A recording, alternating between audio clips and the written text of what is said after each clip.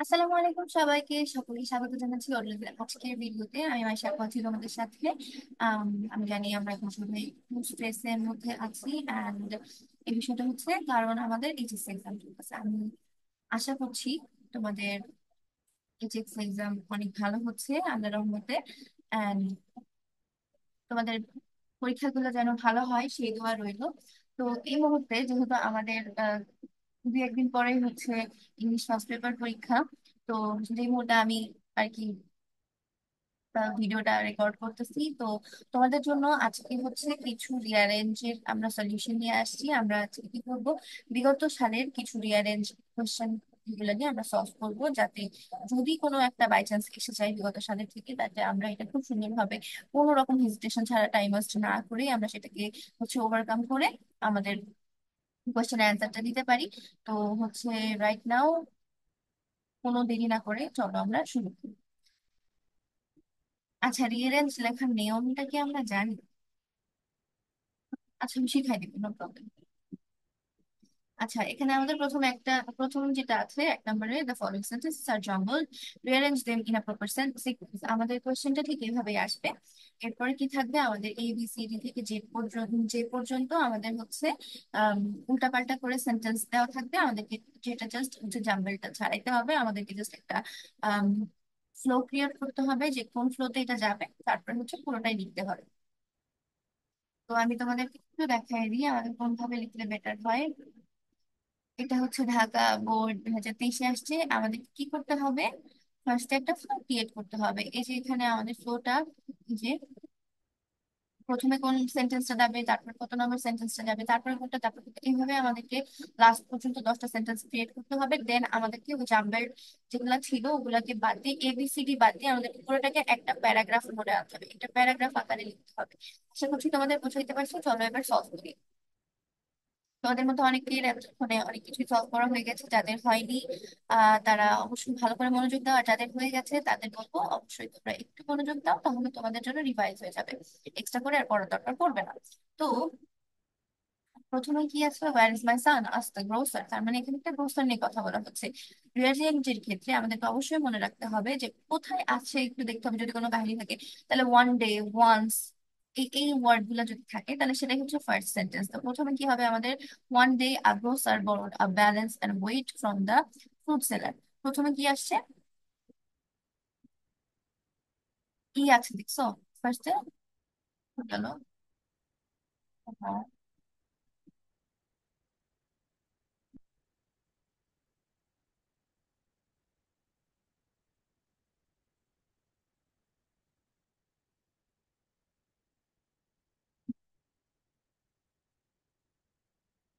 তো হারাই গেল, তার জন্য আমি দুঃখিত।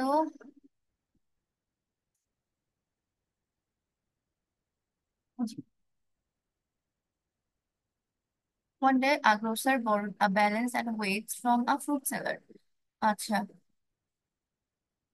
প্রথমে আমাদের ই আছে তাই না? এরপরে আমাদেরকে এখন সেন্টেন্স গুলো মিলাইতে হবে। আমরা যদি সেন্টেন্স গুলো একটু ভালো করে বলি, এটা টোটালি আমাদের পড়ার উপরে ডিপেন্ড করতেছে। কি হয়েছে, ওয়ার ইজ মাই সান আজ দ্য গ্রোসার, গ্রোসার জিজ্ঞাসা করছে। তারপরে then one day the fruit seller said it to the grosser.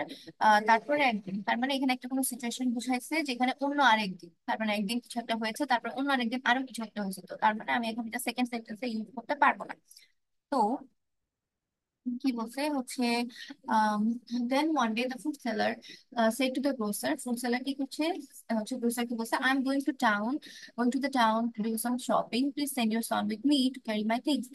বলছে তোমার হচ্ছে জিনিস, আমি শহরে যাব কিছু শপিং এর জন্য, তোমার ছেলেকে আমার সাথে পাঠিয়ে দিও যাতে আমার জিনিসগুলো সে ক্যারি করতে পারে। The grocer said the mite ate away your balance and weights. Balance and weights বলতে ওই যে আমরা বাটখারা চিনি না, এই যে সেই বাটখারা গুলোকে বোঝানো। এরপরে so I can't return you, এটা। তারপরে হচ্ছে a crow carried your son away. একটা কাক তোমার ছেলেকে নিয়ে যাচ্ছে, একটা মজার একটা ইয়ে দিয়েছে, রিয়ারেন্স দিয়েছে। তারপর হচ্ছে রিপ্লাই দ্য ফুড সেলার। তার মানে এখানে এমন একটা কাহিনী হয়েছে যে কেউ কারোর একটা ক্ষতি করছে, কোনো একটা জিনিস ব্যাগ দিতে না করছে, তো তার বদলে তাকে শিক্ষা দেওয়ার জন্য ঠিক এভাবে আসছে। Okay, one day a grocer borrowed a balance, এটা আমাদের ফার্স্টটাতে যাচ্ছে, তার মানে প্রথমে কাহিনীটা হচ্ছে। তারপরে the grocer sent his son with the fruit seller, তার ছেলের সাথে পাঠানো হয়েছিল। দেখছো, আমরা যখন পড়তেছি, আমরা যখন মিনিং গুলো বুঝতেছি, আমাদের কাছে আস্তে আস্তে ক্লিয়ার হচ্ছে। তাহলে কি হইলো, আহ কাহিনীটা যদি আমরা বুঝি তাহলে আসতেছে যে একদিন একটা গ্রোসার একজন ফ্রুট সেলারের কাছ থেকে তার বাটখারা বা ওজন মাপার যে ইয়াগুলা বস্তুগুলা ওগুলা নিছিল। তারপরে এই যে দেখো যে নাম্বারে আছে, after a few days the fruit seller asked the grocer to return his balance and weight. তো কি হয়েছে, হচ্ছে ফ্রুট সেলার কিছুদিন পরে আসছে, তার কাছে হচ্ছে চাইছে যে আমার বাটখারা বা ওজন মাপার যে বিষয়গুলো ওগুলা তুমি হচ্ছে আমাকে ব্যাক করে দাও। তখন সে কি করছে, দেখো তো কি করছিলাম আমরা, এই যে the grocer said the mice ate away your balance and weight so I can return it. সে এখানে একটা মিথ্যে কথা বলছে যে হচ্ছে ইঁদুর গুলা তার হচ্ছে বাটখারা গুলা খাই ফেলছে, এই জন্য সে হচ্ছে এগুলা রিটার্ন করতে পারবে না। সব বোঝাই যাইতেছে, তো এরকম একটা সিচুয়েশন ক্রিয়েট হয়েছে যেখানে সে তাকে ধোঁকা দিল। এরপরে আহ the lame excuse of the dishonest grocer made the fruit seller very angry, but he checked his temper. আচ্ছা, এখানে আসতেছে কি যে হচ্ছে এই যে একটা লেম একটা এক্সকিউজ দিল যে আমি তোমাকে ব্যাক করতে পারবো না কারণ ইঁদুর খেয়ে ফেললো। এটা একটা কি লেম এক্সকিউজ না? তো এটাকে কি হবে, হচ্ছে এটা ফুড সেলারকে অনেক হচ্ছে রাগান্বিত করে তোলে, বাট তারপরে কি হয়, সে তার হচ্ছে রাগটাকে একটা কন্ট্রোল করার চেষ্টা করে। তো এইটা যাবে। দেখো, এভাবে আমাদেরকে আর কি কোয়েশ্চেনটা সাজাইতে হবে। এই যে দেখো, one day, a grocer borrowed a balance and weights from a fruit seller. After a few days, the fruit seller asked the grocer to return his balance and weight. The grocer said, mice ate away your balance and weight, so I cannot return you. The lame excuse of the dishonest grocer made the fruit seller very angry, but he checked his temper. Then one day, এই যে দেখছো, প্রথমে একটা কাহিনী আমি বললাম যে প্রথমে একটা কাহিনী গেল, এরপর আরেকটা কাহিনী আসছে, তো তারপরে দেন ওয়ান ডে আসছে। তার মানে আমার ওয়ান ডে ক্ষেত্রেও মাথায় রাখতে হবে যে দেন ওয়ান ডে বলতে আমার কিন্তু গল্পের মাঝামাঝি বা পরের কোনো একটা সিচুয়েশন বোঝানোর জন্য ইউজ করা হচ্ছে। Then one day, the food seller said to the grocer, I am going to the town to do some shopping. Please send your son with me to carry my things. আশা করছি তোমরা বুঝতে পারতেছো, যদি রিয়ারেন্সের হচ্ছে তুমি প্রত্যেকটা ফরম্যাট গুলা পড়ো না, যে প্রত্যেকটা লাইন গুলা পড়ো, তাহলে তোমরা আসলে এমনিতেই কাহিনীটা বুঝে যাবে। তাহলেই তোমাদের আর কি বাসায় যদি প্র্যাকটিস থাকে তো ওইখানে যে তোমাদের আর কোনো ঝামেলা হবে না। তারপরে the grocer sent his son with the fruit seller, but he came back alone from the town. Where is my son? Asked the grocer. A crow carried your son away. এখানে কি বলছে যে একটা হচ্ছে কাক তোমার ছেলেকে নিয়ে গেছে। Reply the food seller, you liar, how can a crow carry a such a big boy. মিথ্যুক, কিভাবে একটা হচ্ছে কাক একটা বড় ছেলেকে একটা বাচ্চাকে নিয়ে যায়। The grocer shouted angrily, just the same way mice can eat away the balance and wealth. Take the food seller. এখানে কি হইলো, তাকে একটা শিক্ষা দিল, তাকে একটু বুঝাইলো যে হচ্ছে আম, তুমি যদি আমার সাথে এরকম করো তো আমি তোমাকে এটাকে ব্যাগ দিব তোমাকে শিক্ষা দেওয়ার জন্য। এই ছিল হচ্ছে আমাদের কোয়েশ্চেনটা। এভাবেই আর কি তোমরা যদি অ্যান্সার করো তাহলে হবে, কোনো সমস্যা নেই তোমাদের। এই লেখার মধ্যে একটা হচ্ছে ইয়া দেওয়া হয়েছে, এই যে কি জানি বলে, একটা স্পেস ইন্টার করে হচ্ছে পুরো টোটালি প্যারাগ্রাফটা চেঞ্জ করে দেওয়া হয়েছে, সেকেন্ড প্যারা করা হয়েছে, তোমাদেরকে হচ্ছে চেঞ্জ করা লাগবে না। তোমরা একটা প্যারাগ্রাফের মধ্যেই কভার দিতে পারবা, এটা কোনো সমস্যা নেই। এরপর আরেকটা কোশ্চেন আমরা সলভ করবো। আহ এটা হচ্ছে আসছে ময়মনসিংহ বোর্ড 23-এ। এগুলো অনেক ইজি না?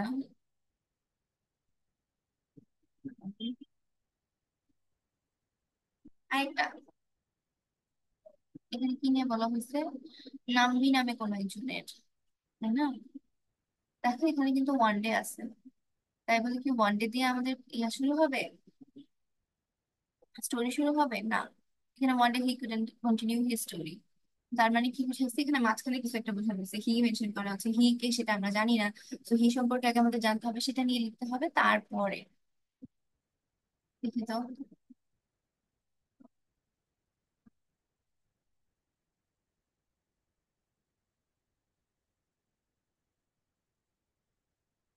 এখানে কি বলছে, দেয়ার ওয়াজ এ রিমোট ভিলেজ নেম সোমাল। এই যে এখান থেকে আমাদের শুরু হবে, তাই না? কারণ এখানে অন্য কোনো কিছুর বিষয় আর বলা নাই। হিজ নেম ওয়াজ নাম্বি, এখানে নাম্বি কোথা থেকে বিলং করতেছে এখানে কোনো কিছু ইউজ করে নাই। গেল, দেয়ার ওয়াজ আ রিমোট ভিলেজ নেম সোমাল, আমরা দেখি এখান থেকে শুরু হবে কিনা। যদি এখান থেকে শুরু হয় তাহলে আমাদের জন্য বিষয়টা ইজি হয়ে যাবে, তাই না? সিক্স থেকে শুরু হয়েছে, দেয়ার ওয়াজ আ রিমোট ভিলেজ নেম সোমাল। এরপরে কি হয়েছে বিফোর টেলিং, আমরা চলো এখানে এগুলা পড়লে তোমাদের অসুবিধা হয়ে যাবে। আমরা যদি একবারে হচ্ছে অ্যান্সারটা রিসার্চ করি তো আমাদের জন্য ইজি হবে। ওকে,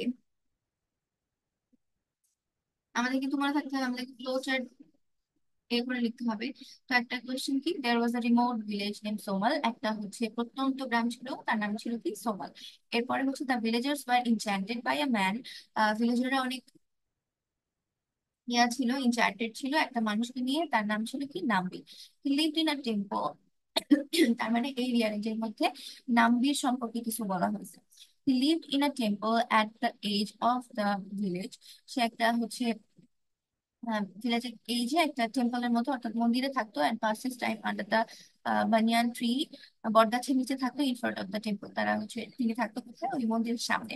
হি was so ignorant that he couldn't tell his age, সে এতটাই অজ্ঞাত ছিল যে সে তার হচ্ছে বয়সটা ঠিক মতো বলতে পারতো না। বাট সে কি করতে পারতো, he could make up stories, সে হচ্ছে গল্প বানাইতে পারতো, তার মধ্যে গল্প বানানোর ইয়েটা আছে অনেক।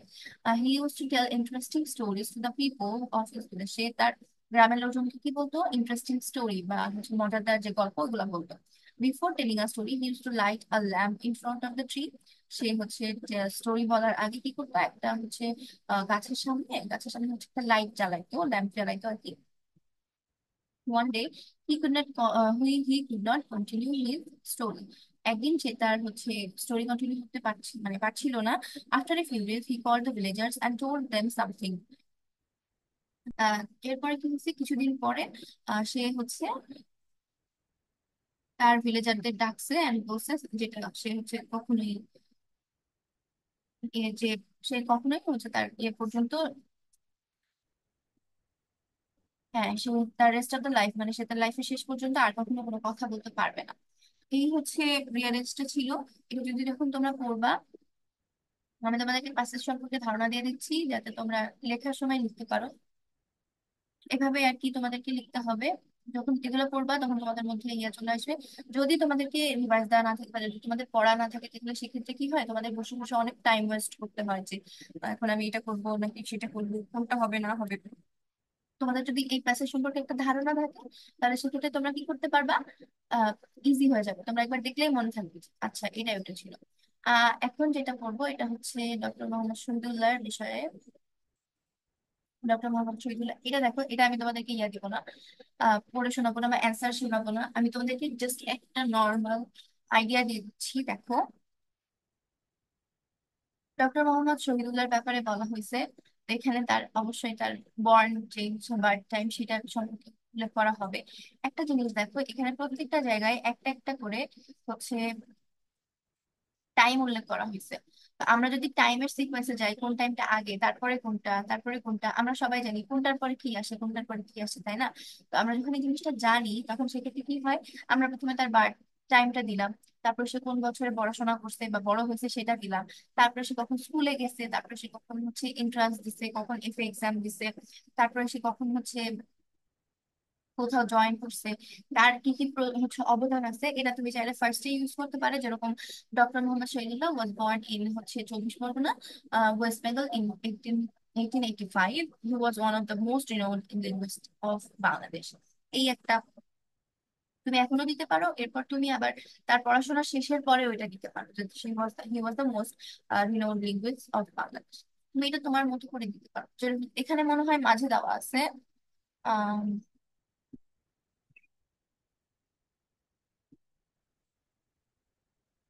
এই যে দেখো, দেখছো এখানে মাঝে দেওয়া আছে, doctor Mohammad Shahidullah was born in Chittagong, West Bengal. তারপরে হি পাসেস, এখানে দেখছো সবগুলা টাইম উল্লেখ, প্রথমে 1885-এ, 1904, 1906, তারপরে 8, তারপরে 10, 12, তারপরে হচ্ছে 8, হচ্ছে 21, তারপরে 28। See, এখানে পুরোটাই কিন্তু টাইম ওয়াইজ দেওয়া আছে, তারপরে দেওয়া হচ্ছে হচ্ছে he was one of the most renowned linguist of Bangladesh. He was the he was second to none in Bangla language and literature, he received some awards. এগুলো তুমি যখন পড়বা তোমার মধ্যে অটোমেটিক্যালি চলে আসবে। আর মেনটেন করবা, টাইম সিকোয়েন্স মেনটেন করা, টাইম সিকোয়েন্স মেনটেন করলে আর কোনো প্রবলেম হবে না আশা করছি। এরপরে আছে আবার একটা যেটা হচ্ছে স্টোরি, যেটা আমাদের ইয়েতে ছিল, রাজশাহী বোর্ডে আসছে।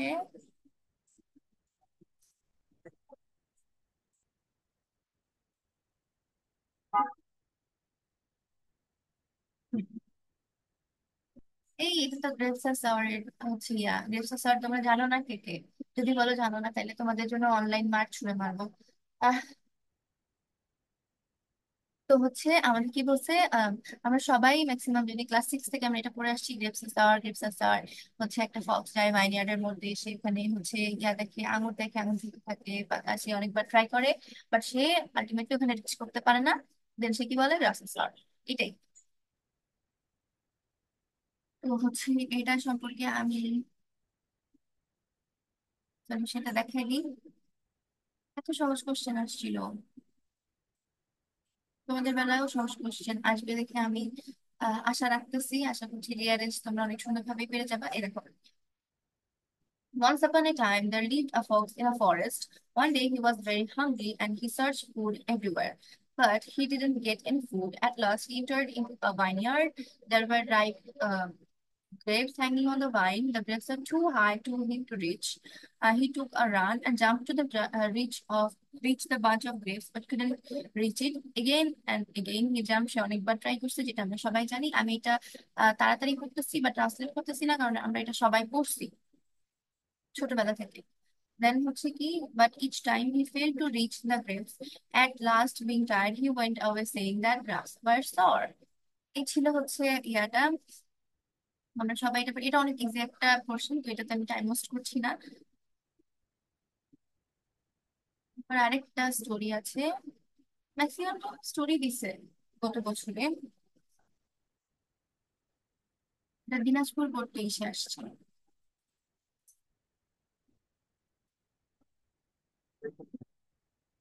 অনেকেই বলছে, আমরা যদি পুরোটা একটু ভালো করে দেখি।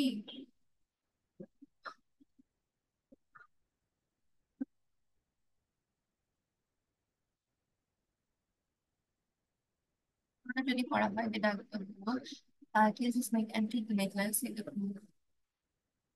ওকে, এটা একটা পুরা হচ্ছে নতুন কাহিনী। যারা পড়ছো তাদের জন্য, আমি পড়ি নাই তো আমি তোমাদেরকে হচ্ছে প্যাসেজটা ধরে দিচ্ছি। প্যাসেজ পড়া থাকলে অ্যান্সার করতে অনেক সুবিধা হয়। তোমাদের একবার প্যাসেজ পড়া থাকলে এই প্যাসেজ থেকে কোশ্চেন আসলে তোমরা মানে খুবই ইজিলি দিতে পারবা। A snake lived in a hole at the foot of a tree. একটা হচ্ছে সাপ কোথায় থাকতো? সাপ থাকতো হচ্ছে একটা গাছের নিচে, মানে যে গাছের নিচে যে গর্ত আছে ওই গাছের শিকড়ের ওখানে। ওকে, দেন গর্তের ওখানে থাকতো। তারপরে হচ্ছে high up olive branch was the nest of a crow. আচ্ছা, তার মানে গাছের শাখার উপরের দিকে একটা হচ্ছে কাকের বাসা ছিল। The crow had 4 young chicks in his nest. আচ্ছা, তো সেই কাকের কি ছিল? চারটা ছোট ছোট ছোট ছোট কিউট কিউট বাচ্চা ছিল। whenever the crow would leave the nest, যখনই হচ্ছে মানে কাক বাসা থেকে বাইরে যাইতো to bring the food for his chicks, যখন ওর বাচ্চাদের জন্য খাবার আনতে বাইরে যেত, the snake would climb up and eat one. প্রত্যেকবার একটা করে একটু করে উপরে উঠতো আর কি করতো হচ্ছে একটা করে বাচ্চা খেয়ে ফেলতো। এরপরে in this way the snake at up 3 of the chicks। এইভাবে সে কি করে, কাকের ওই তিনটা বাচ্চা, চারটার মধ্যে তিনটা বাচ্চা ও খেয়ে ফেলে। এরপরে হচ্ছে দেখো, at last thought of a plan to get rid of its enemy। Pro কি করলো, একটা প্ল্যান বানাইলো, একটা আইডিয়া বের করলো যাতে ও হচ্ছে ওর শত্রু থেকে অর্থাৎ এই সাপ থেকে রক্ষা পেতে পারে। It stole an expensive necklace of the princess from the royal palace. সে কি করলো, হচ্ছে একটা খুবই দামি একটা নেকলেস চুরি করলো কোথা থেকে, একটা হচ্ছে রাজবাড়ি থেকে একটা প্রিন্সেসের। সেটা চুরি করার পরে কি করলো, এটা হচ্ছে স্নেকের যে গর্তের মধ্যে আহ রেখে দিল। তারপরে হচ্ছে, হ্যাঁ, কি জানি? হ্যাঁ, এটা, the king became very angry. At the loss হচ্ছে কি, অনেক কি হলো, রাগান্বিত হইলো, আর তারপর কি করলো, মানুষ পাঠাইলো ওই নেকলেসটা খোঁজার জন্য। আহ, বিভিন্ন টাইম পিরিয়ডের মাধ্যমে they notice that the scattered rubies near তাহলে সে কি করলো, ওই যে এখানে হচ্ছে কাকি করছিল, ওই যে রুবিস গুলা, যে নেকলেসে যে রুবিস গুলা লেগেছিল সেগুলো কি করছিল, আশেপাশে ছড়ায় রাখছিল আর কি, স্নেক হোলের পাশে পাশে। তো হচ্ছে সেগুলোর পাশে ছড়ায় রাখা ওইগুলো হচ্ছে তার সৈন্যরা আর কি দেখে। দেখার পরে তারা হচ্ছে গর্ত করে আর হচ্ছে সাপকে মেরে ফেলে। সাপকে মেরে ফেলার পরে তারা কি করলো, নেকলেসটা নিয়ে নিল। এইভাবে আসে তার হচ্ছে এনিমি থেকে ছুটকারা পেয়ে যাবে। এই ছিল, এটা অনেক মজার একটা কাহিনী ছিল। এটার পরে একটাতে যাই আমরা। সুলতান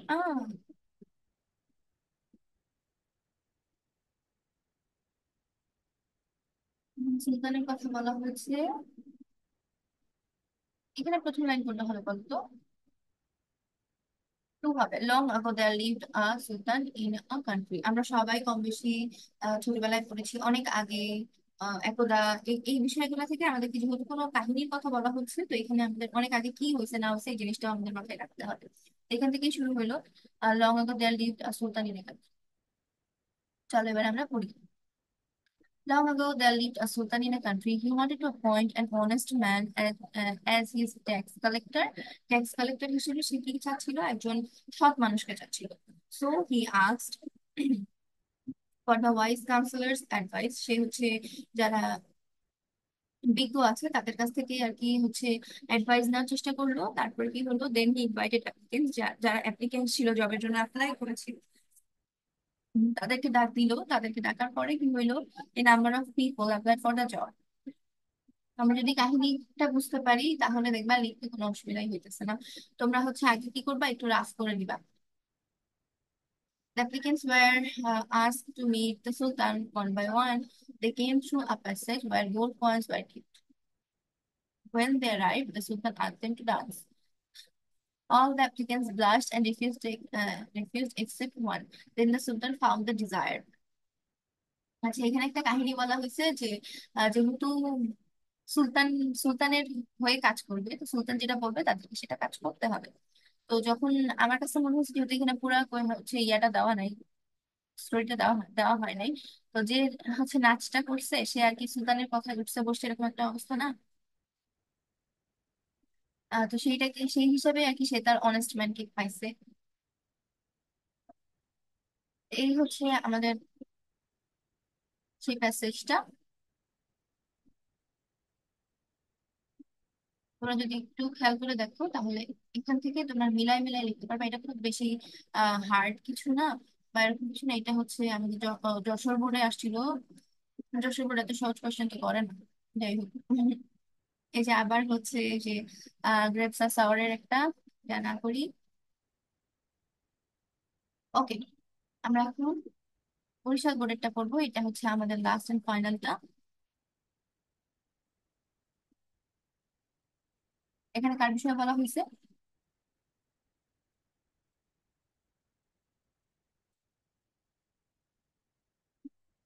Everyone studied under a great thinker Plato। এখানে প্লেটোর সম্পর্কে বলা হয়েছে নাকি অ্যারিস্টটল সম্পর্কে? কার সম্পর্কে বলতো?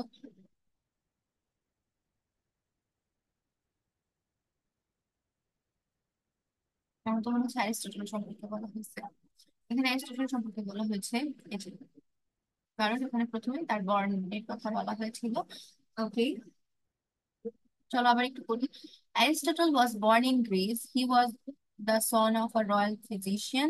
His father wanted him to be a physician, but he never chose to be so.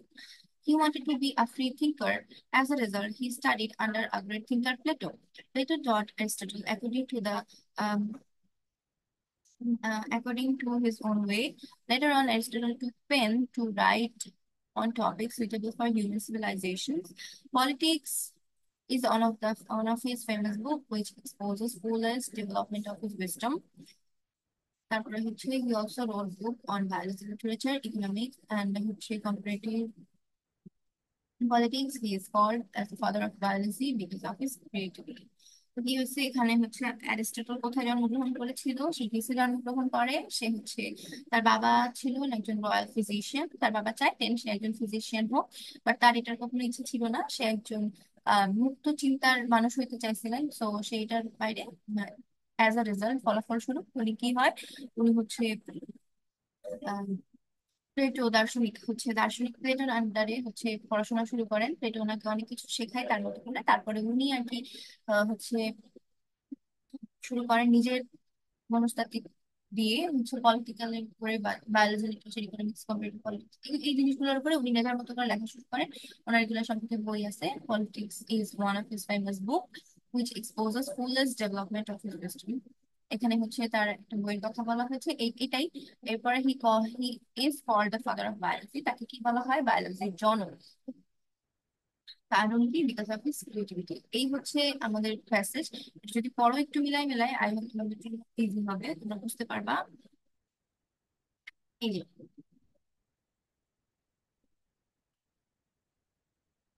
তো এই ছিল আমাদের আজকের হচ্ছে যে বিগত সালের কোশ্চেন যে সলিউশন, সেটার যে ভিডিওটা, এটা হচ্ছে আজকে এই পর্যন্তই। আশা করছি তোমরা বুঝতে পেরেছো। একটু কষ্ট করে যদি তোমরা দেখো, তাহলে দেখবা তোমাদের জন্য অসুবিধা হবে। তো আজকে হচ্ছে ভিডিও এই পর্যন্তই। আর যদি কোনো সমস্যা থেকে থাকে এই ক্লাসের ব্যাপারে বা রিয়ারেঞ্জ সম্পর্কে, যদি কোনো প্যাসেজ লাগে তোমাদের, যে এই প্যাসেজ গুলো আমাদেরকে প্রোভাইড করুন, তাহলে অবশ্যই আমাদেরকে জানাবা। আমাদের হচ্ছে কন্ট্যাক্ট ইনফো তোমাদের ডিসক্রিপশন বক্সে দেওয়া থাকবে। তো মেক শিওর তোমরা হচ্ছে কোনো প্রবলেম ফেস করলে ওটা আমাদেরকে জানাও। যেহেতু সময় খুব কম, এই জন্য আমিও এখন আজকে তাড়াতাড়ি চলে যাচ্ছি। ভালো থাকবে সবাই, ততক্ষণ তোমাদের জন্য অনেক অনেক অনেক দোয়া। ভালো করে পরীক্ষা দাও। আল্লাহ হাফিজ।